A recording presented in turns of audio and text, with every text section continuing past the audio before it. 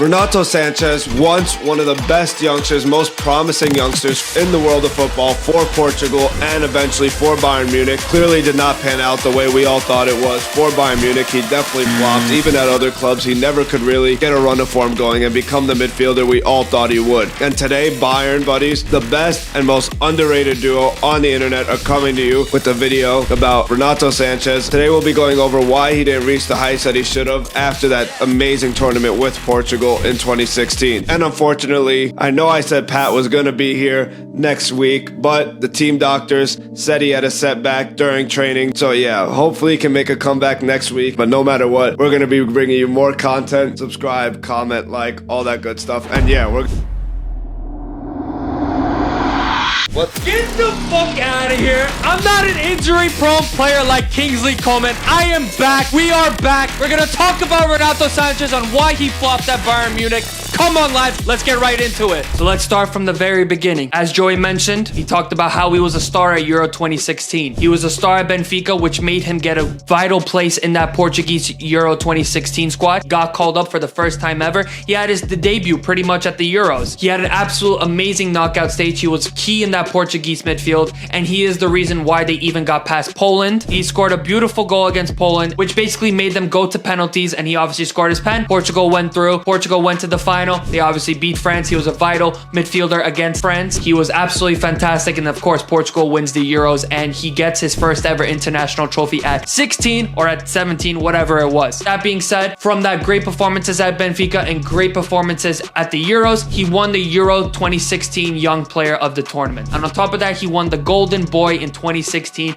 Absolutely fantastic. We thought he was going to be essentially the next Hullet, maybe. I remember they were saying that back in the day. But now he went to Bayern Munich, and let's talk about that. So, at Bayern Munich, what exactly went wrong? I mean, he clearly didn't get the game time he needed. He clearly didn't reach the heights that we all wanted him to. Now, let's dive deeper into that. Why exactly did that happen? The first reason, I mean, just look back at the amazing midfield we had during that time. I mean, 2016, 2017, some of the best years probably for Bayern's midfield. I mean, just let me start listing them off. We got Javi Martinez, the Rock in the back. Xabi Alonso, a veteran in the game at this point, of course. We had Thiago, which was a flair merchant. What a beast he was for our midfield. And then, of course, we had Vidal, which was just breaking up all the plays for all of our Champions League games. And it gets even worse. Joshua Kimmich, another youngster, obviously we all know, who beat out Sanchez at this point, I think we could all say. He was battling to crack that starting 11 as well. And I mean, at that point, I don't know how Sanchez, we ever saw any hope for him cracking into that midfield with them. It was basically impossible with that. But it gets even worse. There's a lot more reasons to dive into. With obviously being a youngster and with getting no absolute game time whatsoever, which was a terrible decision from Renato Sanches to join a big team like Bayern, especially back then when they were clearly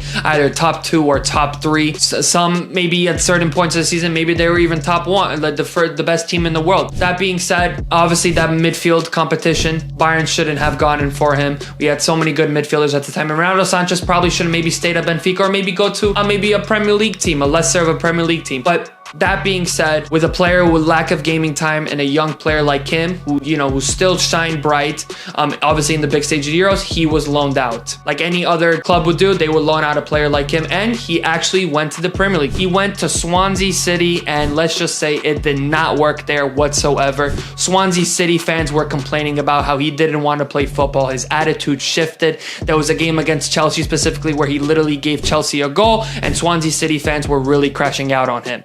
Swansea City did not do well whatsoever, but Renato Sanches was part of the reasons. He got sent back to Bayern right away. So let's dive right deep into it. So that was the second reason why Renato Sanches fell off. I mean, he had to play for Swansea City and clearly something was up. But another reason, when he came back to Bayern, he had to play under probably the worst coach of all time at Bayern Munich, at least in recent history. I mean, do we all remember this terrible name, Niko Kovac? I know no one wants to hear that name, no Bayern fans. Probably one of the worst play styles I've ever seen, the worst games I've ever watched, even worse than the Tuchel games, was with Niko Kovac. And to be fair with him, Sanches, he did start off well under Niko Kovac, but it just, with a bad coach, that things like that aren't going to last. And it's unfortunate because that's not really his fault, I feel, because even Muller, who ended up playing amazing the season right after under Hansi Flick, struggled to even get any game time under Kovac. It was pretty hard for him to get in the starting rotation for the starting 11. So, I mean, if that's happening and you see the season Muller's having right after, clearly, I don't think the season was really Sanchez's fault. I think a lot of it more was blamed on the coach. And yeah, I mean, even during the season, you got to add the injuries he faced on top of that throughout the 2019 season with Kovac. And if you just put those two together, you got a recipe for disaster. So unfortunately, we probably wouldn't have seen him reach the heights either way, but it's just another setback for him that he had to deal with during that comeback season he was supposed to have that we were all hyped up for, I bet. That's essentially why it didn't work out with Bayern Munich with Renato Sanches. It was absolutely disgraceful on how everything came into place, but he went out and bounced back at Lille. He even won the league at Lille. He was one of the important players at Lille. He basically stopped PSG's obviously league streak with that season. Obviously Mbappe didn't win the league that season, so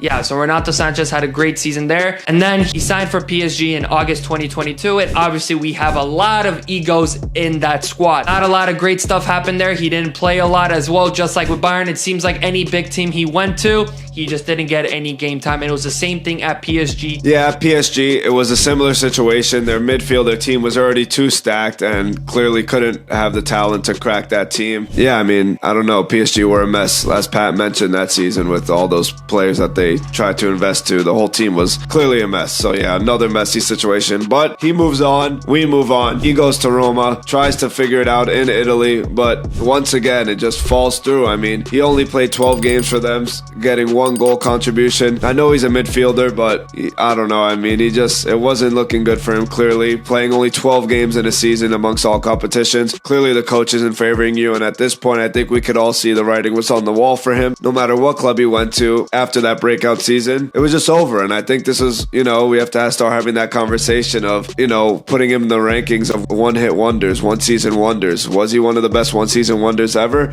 I think that's more the conversation we got to start having after his trips to PSG, Roma, and Bayern Munich. But yeah, I mean, Roma didn't work out, and now we move on. Then after Roma, PSG sent him out on loan again to Benfica, to his boyhood club, and that's how you know you truly fell off. He started at Benfica, and now he's currently back at Benfica at 27 years old. He's barely even playing for Benfica as well. Benfica have clearly better midfielders now. It's absolutely really sad. I mean, he did play against Barcelona a little bit, and he had a good chance, but he's not having a good season at Benfica whatsoever. He's only played 12 games. It's not looking good for him. As you know, he started at Benfica. Now he's currently at Benfica at 27 years old. Very sad, especially after that big Euros he had. We expected him to be something great. He was definitely one of the best Portuguese players on that team, aside from Ronaldo, Eder, Quaresma, Pepe. He was definitely on at least top 5 Portuguese players in that Euros. And yeah, we'll just have to see. He's 27 years old. I mean, he's technically reaching into his prime, and obviously we've seen that Luka Modric,